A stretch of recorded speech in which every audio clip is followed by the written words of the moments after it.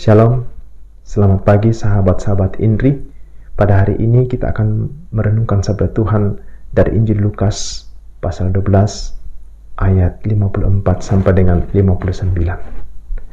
Mari kita mengawali permenungan ini dengan tanda kemenangan Kristus dalam nama Bapa dan Putra dan Roh Kudus. Amin. Pada suatu ketika, Yesus berkata kepada orang banyak, "Apabila kamu melihat awan naik di sebelah barat, segera kamu berkata, akan datang hujan." Dan hal itu memang terjadi. "Dan apabila kamu melihat angin selatan bertiup, kamu berkata, hari akan panas terik." Dan hal itu memang terjadi. Hai orang-orang munafik, rupa bumi dan langit kamu tahu menilainya. Mengapakah kamu tidak dapat menilai zaman ini? Dan mengapakah engkau juga tidak memutuskan sendiri apa yang benar?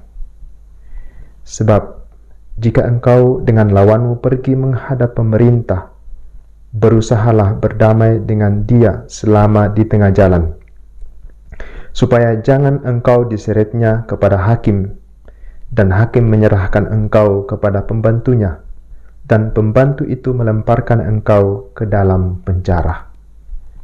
Aku berkata kepadamu, engkau tidak akan keluar dari sana sebelum engkau membayar hutangmu sampai lunas." Demikianlah Injil Tuhan. Terpujilah Kristus.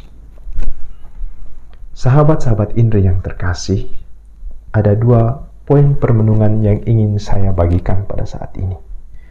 Yang pertama, alam ciptaan merupakan media atau sarana perjumpaan kita dengan Tuhan. Salah seorang pujangga gereja, yaitu Santo Agustinus, pernah mengatakan bahwa alam ciptaan adalah buku pertama yang Tuhan tulis. Mengapa? Karena melalui alam kita dapat mengetahui kehendak Allah. Kita dapat merasakan kehadiran Allah dalam perjumpaan kita dengan alam ciptaan. Dalam bacaan hari ini, Yesus menyebut orang-orang yang mendengarkannya sebagai orang-orang munafik. Sebab mereka dapat membaca tanda-tanda alam ini, tetapi mereka tidak dapat menilai zaman ini. Bahkan mereka tidak tahu tidak mau melakukan apa yang benar, tidak bisa memutuskan apa yang benar bagi hidup mereka. Sahabat-sahabat, istilah munafik menunjukkan bahwa sesungguhnya mereka mengetahui apa yang baik. Mereka mengetahui kehendak Tuhan, sebagaimana mereka mengetahui tanda-tanda alam ini, tetapi mereka tidak mau mengubah hidup mereka. Misalnya mereka tahu bahwa mereka sedang bermusuhan di antara mereka, tetapi mereka tidak mau berdamai. Yang kedua, melalui analogi yang Yesus sampaikan tentang orang-orang yang bermusuhan, yang hendak menghadap pemerintah atau penguasa, ia mengkritik praktek hidup yang terjadi pada saat itu. Dan Yesus ingin menyampaikan seruan pertobatan.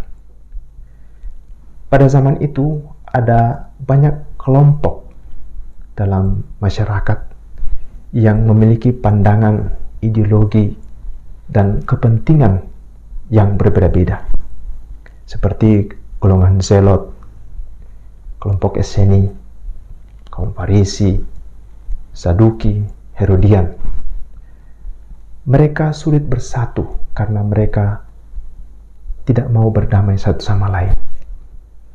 Mereka cenderung memperjuangkan kepentingan dan keinginan kelompok-kelompok mereka sendiri daripada bersatu dan berdamai untuk melakukan kebaikan bagi semua.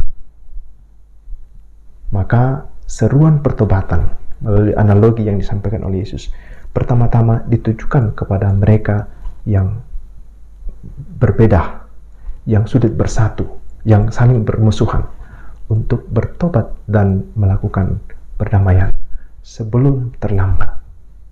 Kalau mereka menantikan hari penghakiman, maka itu sangat terlambat. Sahabat-sahabat yang terkasih, kalau kita memperhatikan kehidupan kita pada saat ini, maka mungkin kita termasuk pada golongan yang pertama, yang tahu yang baik dan benar, menyadari kehendak Tuhan, tetapi masih sulit untuk melakukannya, untuk mempraktekannya dalam kehidupan kita sehari-hari. Selain itu, kalau kita memperhatikan juga kehidupan kita saat ini, masih terdapat banyak kelompok-kelompok yang berbeda pandangan, ideologi, dan kepentingan, serta aturan masing-masing. Dan itu sangat real.